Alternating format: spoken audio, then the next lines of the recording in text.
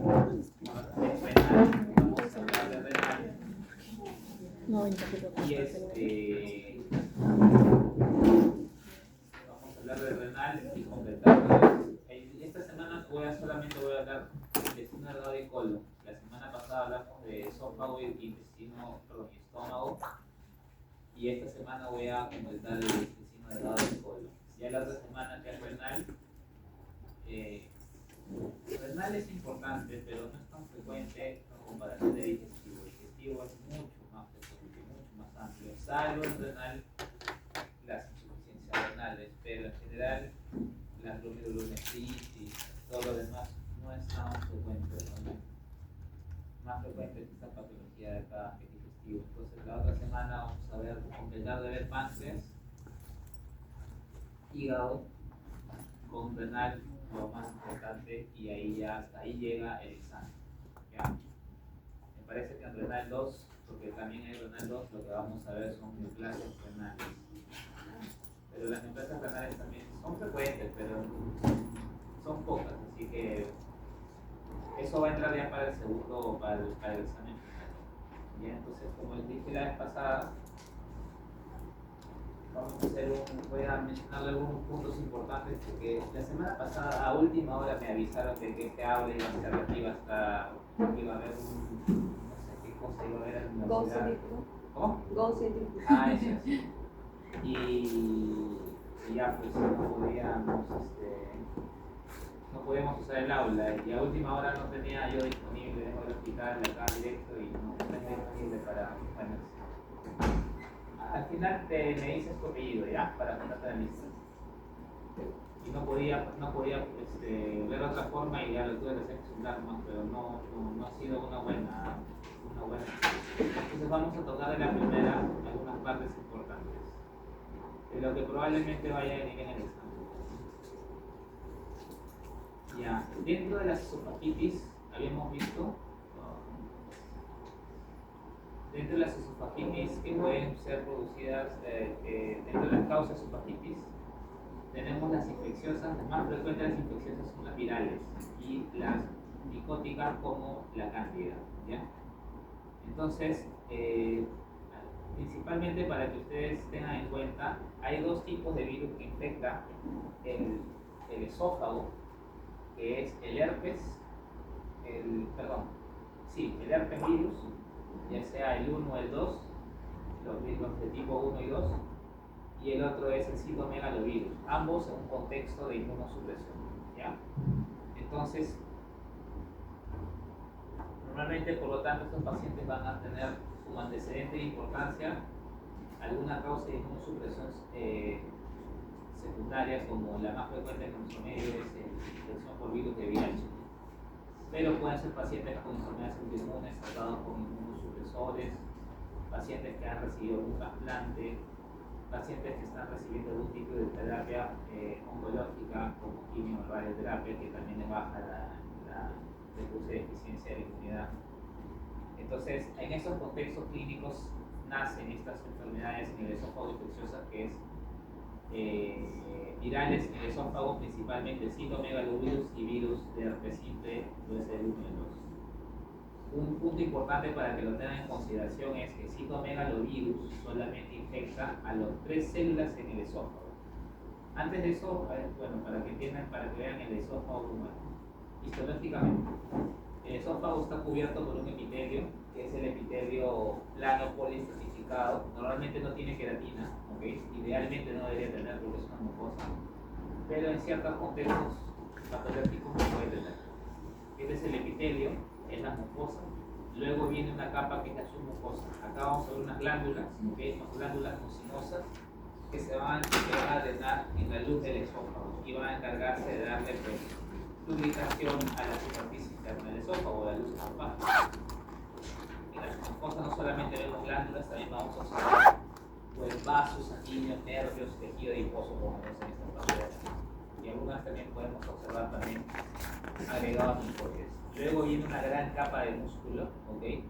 Esta gran capa de músculo es importante porque el esófago se encarga principalmente de comunicar la cavidad oral y la orofaringe con el estómago, y necesita pasar los alimentos por toda la cavidad torácica.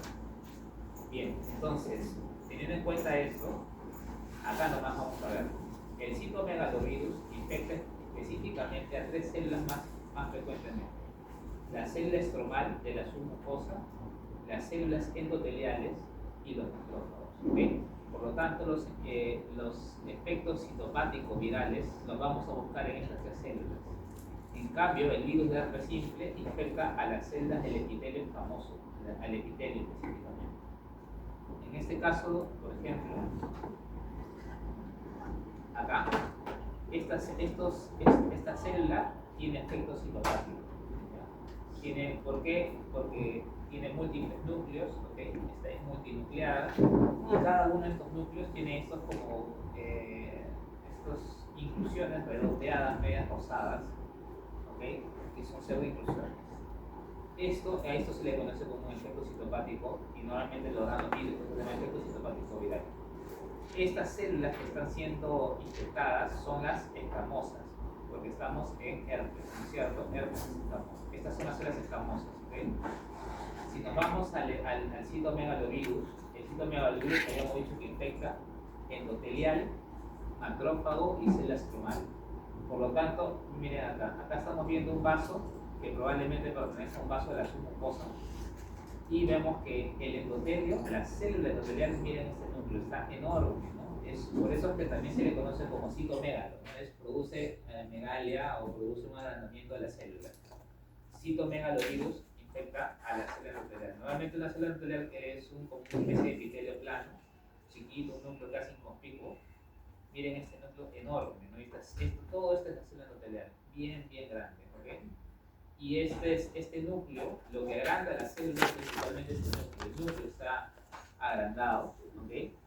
Y dentro del núcleo vemos inclusiones nucleares, como esta de acá, esta inclusión nuclear. Otra, también puede haber multinucleación, puede ser a veces binucleada, y esta forma de binucleación o inclusión nuclear da la apariencia de un ojo de búho, ¿no? Eso también es. Entonces la diferencia va a estar en la célula que infecta, ¿okay? Herpes es epitelio escamoso, citomegalovirus es célula endotelial, célula estromal y macrófago, ¿ya? Bueno, Mallory Weiss, acá es otro punto importante. ¿Cuál es la diferencia entre esofagitis por reflujo, siguiendo todavía con la esofagitis, y la esofagitis eosinofílica? Si ustedes se dan cuenta acá en la imagen nada más, este es el epitelio escamoso del esófago, ¿no es cierto? ¿Y qué tiene dentro del epitelio? Una gran cantidad de eosinófilos. Y miren, este es el esofagitis por reflujo. Y miren ustedes la esofagitis eosinofílica. Nuevamente, epitelio esofágico con una gran cantidad de eosinófilos. Todos son la misma imagen, ¿no? Esta, y ambas son diferentes. ¿Por qué entonces lo distingo, no? ¿Cómo lo diferencio histológicamente? Ahí es un problema realmente, pero primero la distinción viene a base clínica, porque normalmente a un paciente con ERGE no se le hace biopsia endoscópica. El ERGE no se necesita la biopsia para diagnosticarlo. El diagnóstico de ERGE es clínico y endoscópico sin necesidad de la biopsia. Normalmente a un ERGE no le tomas biopsia si es que eres asciteriólogo. ¿En qué contexto sí podrías tomarle? En el contexto de que es resistente al tratamiento. El ERGE se cura o no se cura, pero los síntomas se pueden remitir bastante bien con los inhibidores de bomba de protones, con los IVPs, ¿ya? Como el omeprazol principalmente, ¿ya? Entonces, el IVP, teóricamente, a un ERGE común debe bajarle al paciente una gran cantidad de los síntomas, me imagino que más del 50%, hasta el 70-80% de los síntomas de ERGE. ¿Okay? Si este paciente es resistente al tratamiento con IVPs, ahí la cosa se pone un poco rara, ¿no? Qué raro que un ERGE no remita con IVPs, eso está un poco más raro. Entonces, acá pueden ser por dos cosas. ¿Por qué este ERGE no lo está remitiendo? Puede ser principalmente porque sea un ERGE resistente al tratamiento, es una posibilidad, o que sea una esofagitis eosinofílica. Es menos frecuente, es muchísimo más rara, pero en el contexto clínico tiene que entrar en el diagnóstico diferencial. Por lo tanto, a estos pacientes sí se les toma biopsia, ¿ya? Entonces, el diagnóstico, yo te pongo el examen, el diagnóstico de ERGE se necesita 100% biopsia de esófago, no, falso. Claro, si te pongo en el contexto de qué, de un paciente con resistencia al tratamiento de diabetes, ahí sí se necesita. Pero no, el ERG no necesita diagnóstico por biopsia, ¿ok? Para que lo tengan en cuenta. Entonces acá, ya, y una vez que yo tengo esto, doctor, pero igual es la misma imagen, ¿no? ¿Cómo lo diferencia usted? Miren, porque acá está el epitelio escamoso con sus eosinófilos, ERG, y acá está la esofagitis eosinofílica, epitelio escamoso con sus eosinófilos. ¿Cuál es la diferencia? Acá la diferencia es mucho más variable, y acá la diferencia tiene mucho que ver con, y acá ya depende de que acá sí tiene que ser visto por un experto, patólogo, gastropatólogo, ¿ya? No, dentro de la especialidad de patología, anatomía patológica, hay varias subespecialidades y se dividen por sistemas, ¿no? Hay patólogos solamente en gastro, ginecológico, mama, uro, ¿ya? Por ejemplo, yo en el hospital, yo veo mama, patología de mama, genital femenino y todo sistema digestivo, ¿ya? Incluyendo páncreas y también incluyendo hígado. Entonces, acá lo tiene que ver idealmente un patólogo que sea gastropatólogo. Pero la diferencia va en relación a la disposición de los eosinófilos. Normalmente, la esofagitis eosinofílica, los eosinófilos se tienden a acumular en la superficie o en el tercio superior del epitelio esofágico y empiezan ahí a acumularse. En cambio, en una esofagitis por reflujo, la distribución es homogénea, difusa en todo el grosor del epitelio. Ese es por un lado.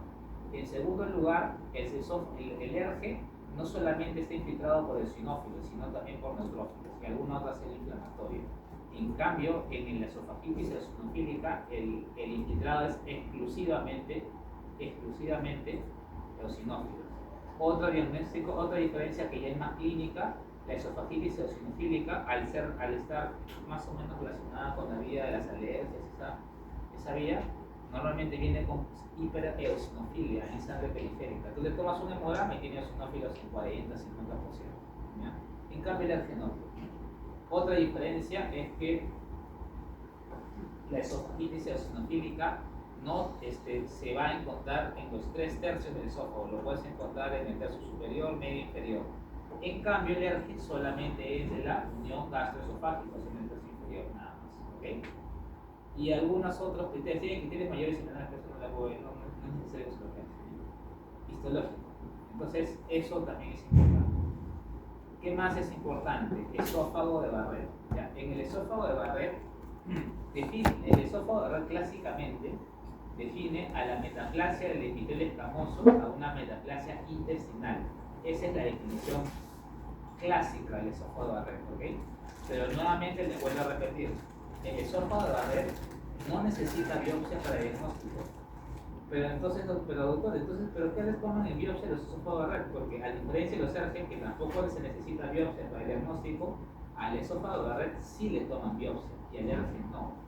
Pero si no necesitas la biopsia, ¿para qué Michi le tomas la biopsia? Porque el esófago de Barrett es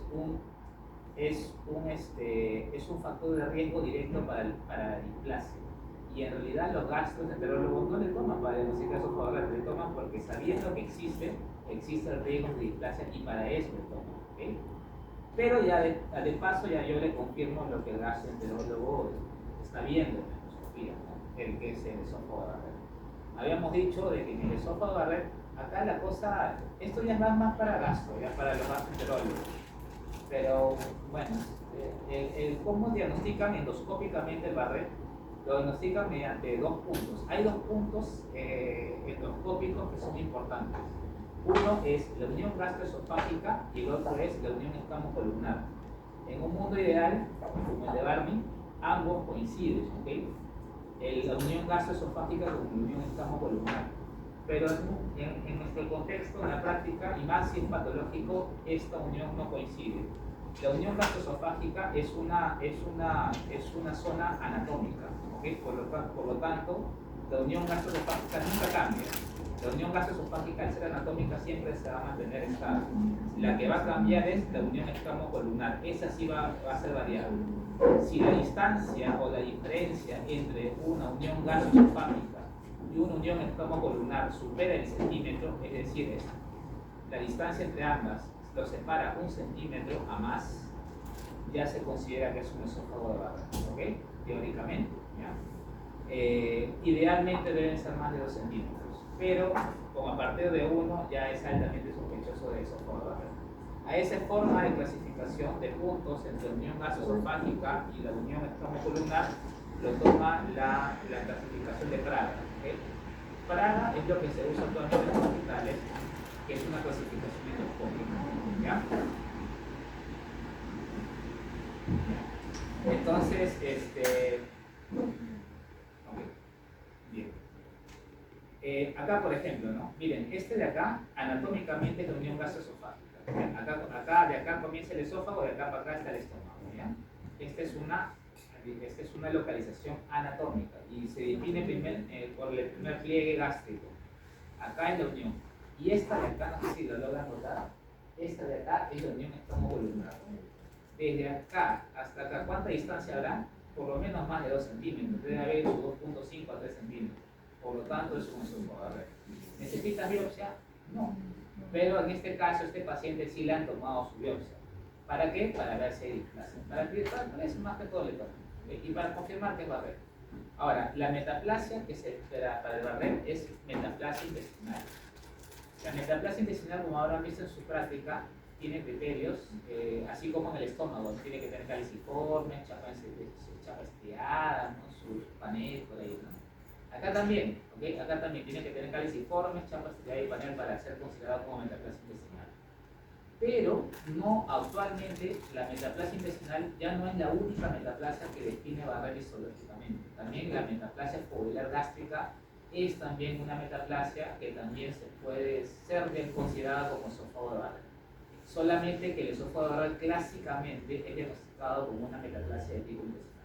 Pero la metaplasia foveolar gástrica también puede ser considerada como Barrett si es que está dentro del contexto de más de 1 centímetro entre la diferencia entre la unión estómago-columnar y la unión gastroesofágica. Y eso por Barrett es importante porque sabemos que es un previo directo a la displasia y al adenocarcinoma esofágico. ¿Ya? Y bueno, adenocarcinoma esofágico, ¿no? Bueno, en adenocarcinoma esofágico, más que todo, lo más importante es que acá hay un problema. Acá tenemos, miren ustedes, miren este de acá es el tumor, ¿okay? Esta es la neoplasia. Este es el esófago y miren que vemos acá. Este de acá es la unión estómago-columnar y acá está la unión gastroesofágica. Miren cuánta distancia está. Acá debe haber más o menos sus 6 centímetros, más o menos, ¿no? Por lo tanto, estamos viendo de que este adenocarcinoma esófago está naciendo en un fondo de ¿qué? De Barrett, ¿no es cierto? O sea, se cumple la teoría. Pero acá hay otro problema. Y esto también es un poco también, un poco difícil poder distinguirlo, pero bueno. Cuando vemos que el tumor está en ambos lugares, o sea, está en el esófago y en el estómago, a veces uno no sabe distinguir si es un adenocarcinoma gástrico que se está yendo al esófago o si es un adenocarcinoma esofágico que se está metiendo al estómago. Esto es un poco difícil poder determinar porque el tratamiento en ambos no es tan parecido, aunque ahora ya se está queriendo unificar ambos, ¿no?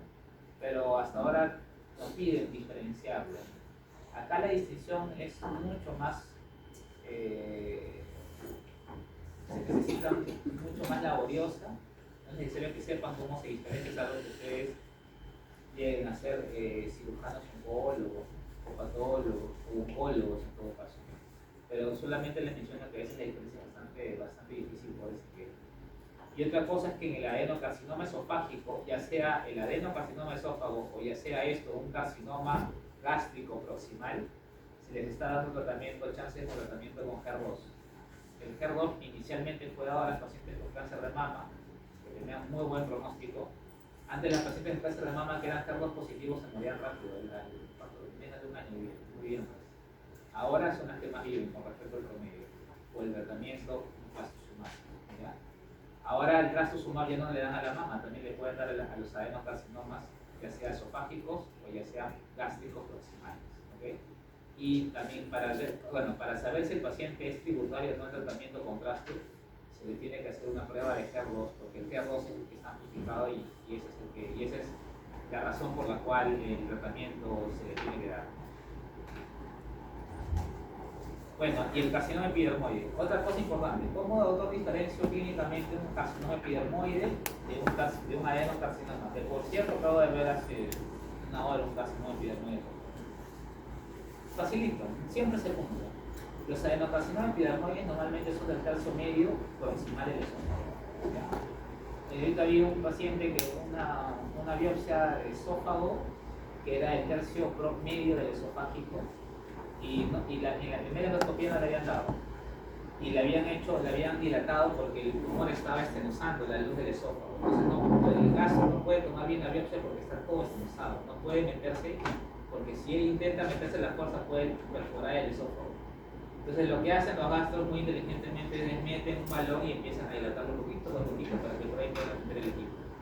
Entonces en la primera no pudieron hacer eso, en la segunda es donde dilataron y ahí empezaron a tomar toda la biopsia. La primera biopsia no salió nada y me dijeron, pero no sale nada, o sea yo no veo nada, le digo.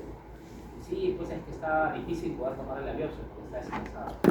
Entonces le hicieron una segunda biopsia y ahí sí salió carcinoma epidermoide, ¿no? Tercio medio y proximal es carcinoma epidermoide, no hay de otra. O salvo que no sea epitelial o que venga del tórax que esté metiéndose, pero no era carcinoma epidermoide. Entonces, carcinoma epidermoide siempre es tercio medio y proximal. Puede ser distal, sí, pero si tú ves una neoplasia distal, lo más probable es que es una adenocarcinoma. Ya el carcinoma epidermoide es como un carcinoma epidermoide en cualquier otra parte del cuerpo, solamente que se nace en el esófago. Bueno, las varices, ya, acá la gastritis. Las gastritis, otra cosa importante es que las gastritis hay dos tipos de gastritis que hay que tener la perspectiva de ver. Las gastritis crónicas y las gastritis agudas. ¿Ya? Las gastritis agudas son que tienen etiologías que condicionen el daño directo de la mucosa. Por ejemplo, no sé, te llega a la emergencia una paciente que, no sé, que tiene problemas familiares, se toma un vaso con lejía porque quiere matar. La lejía lógicamente es un tóxico y va a dañar y va a lacerar el estómago. Entonces va a dañar ni bien el químico haga contacto con la mucosa esofágica. Ese daño se considera como agudo, ¿no? Gastritis aguda. ¿Okay? Puede ser de tres tipos. La gastritis aguda puede ser gastritis gastropatía, puede ser gastritis aguda propiamente dicha o puede ser gastritis aguda hemorrágica. ¿Okay? Las tres variantes pueden entrar dentro del grupo de la gastritis aguda. En cambio, la gastritis crónica, la etiología no es tan severa como la aguda, no es tan fuerte que daña el estómago inmediatamente como la lejía o algún tipo de ácido que tome o otra sustancia tóxica que tome, pero la etiología va a ir dañando la mucosa esofágica de forma crónica. Y ahí tenemos dos grandes tipos de gastritis crónica, la asociada al Helicobacter pylori y la asociada a la gastritis autoinmune, ¿okay? La que va a producir ¿qué cosa? La enfermedad, la anemia perniciosa. Entonces, la más frecuente de todas, el 90% de los casos se lo lleva la gastritis crónica por el Helicobacter pylori, ¿okay? Una cosa dos cosas importantes que quiero que sepan con respecto a esto son cuáles son los factores protectores. Eso voy a preguntar sí o sí. Le estoy diciendo, voy a preguntar los factores protectores. Son 5 o 6 si no me equivoco. Es el moco, el bicarbonato, la barrera epitelial, el flujo sanguíneo, la renovación celular y las prostaglandinas. ¿Okay? Nuevamente, moco, barrera epitelial, bicarbonato, flujo sanguíneo, regeneración epitelial y prostaglandinas. Son las 6 factores protectores del gastro. Eso sí voy a preguntar, así como para verificar. Y el otro son los factores de virulencia del Helicobacter pylori. ¿Ya? Los factores de virulencia son 4, se agrupan están en 4 grupos. Las alecinas, los flagelos, las toxinas como el CAF-A y el BAC-A y ¿cuál era el otro? A ver, alecinas, flagelos, toxinas. ¿Alguien sabe cuál era el otro? Me olvidé. Eso lo han llevado en su seminario, creo. ¿Con quién lleva seminario? Zurita y Prado. A ver, por acá está. Acá está. Y Laureano, justo Laureano, ¿está? ¿Cómo no vas a ver? La uriasa. No escuché que. Y acá están los factores protectores. Se los aprenden de memoria, por favor. Y finalmente las 4 capas de la úlcera. La úlcera, otra cosa, la úlcera péptica es una patología de las gastritis crónicas, ¿ok? Pero doctor, si mi paciente se tomó un vaso con lejía, también le ulceró el estómago, pero esa no es péptica. ¿Okay? Pueden haber varios tipos de úlcera, pero la úlcera péptica es de la gastritis crónica nada más. ¿Ya? Una neoplasia puede producir úlcera y esa no es péptica. ¿Ya? Entonces la gastritis crónica, la úlcera péptica, ¿cuál es la causa de la úlcera péptica? Hay varios factores de riesgo, pero si estamos diciendo que la úlcera péptica está relacionada a la gastritis crónica y el 90% de la gastritis crónica es por HP, lo más probable es que la úlcera péptica sea por el coaxido, ¿ok? Entonces esa es la causa más frecuente, ¿ya? Las 4 capas son, la primera esta de acá es la capa de detritus celular y necrosis. La segunda capa, justo acá está en la imagen, ¿no? De neutrófilos e inflamación aguda. La tercera capa es tejido de granulación y la cuarta capa es la tejido fibrótico. ¿Okay? Son 4 capas de la úlcera. Y el maestro en los videos todos los días me pregunta las 4 capas.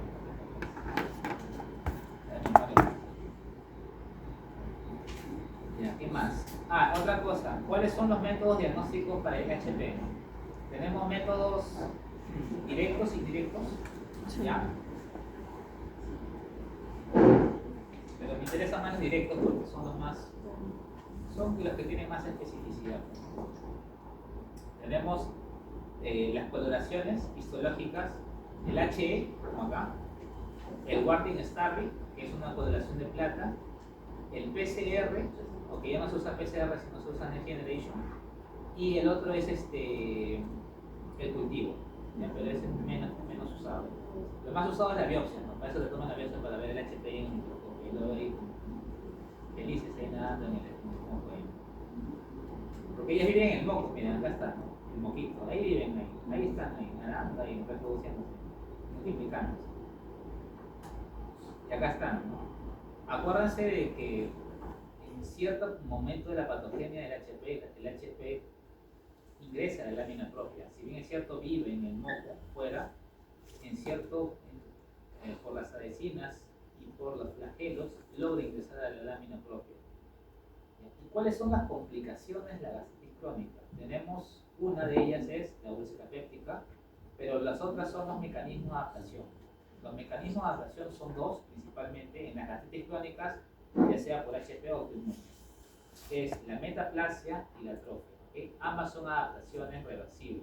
¿Okay? Primero es primero es atrofia y luego viene la metaplasia. ¿Cuántos tipos de metaplasia pueden haber en el estómago? Existen 2. El más frecuente es el intestinal, lo que habrán visto. Y del intestinal también hay 3 variantes, bueno, 2, vamos a decir que 2. La completa y la incompleta. Y la otra metaplasia que puede haber en el estómago es la metaplasia pseudopilórica. Y justo ahorita, hace un día ha salido un artículo que hay otro tipo de metaplasia en el estómago, que es la metaplasia molecular, pero esa no la voy a poner. Solamente el intestinal. ¿Ya? Bien, entonces metaplasia intestinal, pseudopilórica no es una planta. Intestinal hay 2 tipos, la completa y la incompleta, nada más. ¿Ya? Y la atrofia glandular. Y luego viene la displasia y luego viene el adenocarcinoma. Y la gastritis autoinmune, ¿anticuerpos contra qué es? Contra la célula, pero ¿qué antígeno la célula parietal? O contra, porque la célula parietal es una célula y el anticuerpo no mata a la célula, el anticuerpo es como que 10.000 veces más pequeño que una célula. Es una cosita así y la célula es todo. Va contra una proteína específica, ¿no? Un antígeno específico. Puede ir contra 2 tipos, o bien va contra la bomba de hidrógeno potasio meteasa, que es de las células parietales, ¿no es cierto? O va contra el factor intrínseco, ¿ok? El factor intrínseco. Cualquiera de esas 2 son los antígenos, los autoanticuerpos, ¿ya? ¿Por qué se forman los autoanticuerpos? No se sabe. Pero la cosa es que están ahí. Y la cosa es que van a destruir directamente, como dijo bien la doctora, a las células parietales. ¿Ya? Por lo tanto, no va a haber parietales, no va a haber factor intrínseco. Por lo tanto, ¿qué no va a haber? La parietal que produce ácido clorhídrico y el factor intrínseco para la absorción de la vitamina B2, ¿no es cierto? Si no hay ácido clorhídrico, ¿qué vamos a ver? Hipocloridea, una baja, a un aumento de la acidez, ¿ok? Y por feedback por feedback positivo, va a aumentar la gastrina, ¿no? Hay una hipergastrinemia secundaria a la disminución del ácido en el estómago, ¿ya? La hipergastrinemia, las células G se encuentran en el antro, ¿okay? En el antro. Pero la hipergastrinemia tiene efectos tróficos en el cuerpo y va a empezar a inducir a una proliferación de otras células que se llaman las células parecidas a las enterocromatinas. Y por lo tanto, los pacientes con gastritis oportunista tienen una mayor predisposición a hacer neoplasias neuroendocrinas, por ejemplo, ¿ya? Y por otro lado, factor intrínseco no solo vitamina B12 y se afectan todos los órganos en el cuerpo que tienen renovación, como cuáles, la médula ósea, que produce citopenias, primero produce anemia, pero luego produce pancitopenia, ¿ok? ¿Por qué? Porque la vitamina B12 es el cofactor de una enzima que se encarga de la duplicación del ADN. Si tú tienes una célula progenitora en la médula ósea y esta tiene que dar dos hijas y dos hijas y dos hijas para que se siga renovando las células en tu sangre, necesita que el ADN se duplique cada rato, ¿no es cierto? Para que la misma cantidad de material genético pase a las dos hijas, ¿no es cierto? Y así se va renovando. Pero si la enzima que se encarga de la replicación del ADN no funciona porque su cofactor está bajo, no existe o no está, la célula progenitora ya no va a poder dividirse, se detiene la mitosis. Y si se detiene la mitosis, ya no hay renovación, baja la hemoglobina, o sea, bajan los glóbulos rojos, hay anemia megaloblástica y luego empiezan a bajar todas las otras, los elementos como las leucocitos y las plaquetas. Y al final los pacientes con hipovitaminosis B12 terminan con pancitopenia. Y otros órganos que están en constante renovación celular, el estómago, por ejemplo, ¿no? empiezan a tener desnutrición porque ya no se pueden reabsorber los nutrientes porque no se maduran las células, produce demencia, produce neuropatía porque las células de Schwann también están en constante renovación y las células de Schwann permiten el aislamiento del sistema nervioso. O sea, no afecta el nervio, afecta a las células de Schwann, por lo tanto el impulso nervioso se hace más lento, ¿no? Y empiezan a producirse neuropatías, varias cosas, casi de opinión, ¿no? Y acá está un cuadrito de las diferencias, ¿no? Aprendas este cuadrito. ¿Qué más? Bueno, esto no, pulso de la práctica ya dijimos. Ya, y finalmente en cáncer gástrico, adenocarcinoma gástrico, carcinoma gástrico, hay dos clasificaciones, les había dicho. La de Lauren, que ya no se sugiere que se use clasificación de Lauren, ¿ok? Lauren dice que los carcinomas gástricos se dividen en los siguientes tipos: el intestinal, el difuso, el mixto y los tipos especiales, ¿ya? Pero ya Lauren ya es como que está un poco desfasado, ¿no? ya es muy antiguo. Y ahorita se sugiere que se use la clasificación ELIA. El Robbins todavía sugiere el uso de Lauren, ¿no? Porque iban a haber adenocarcinoma intestinal, adenocarcinoma difuso, carcinoma mixto. Pero en realidad lo que usamos en los hospitales actualmente es la clasificación de la OMS, ¿ya? Que es de la última edición que tenemos. La OMS divide las neoplasias, los carcinomas de estómago en los siguientes grupos: adenocarcinomas tubulares, adenocarcinomas papilares, adenocarcinomas pobremente cohesivos, adenocarcinomas mixtos y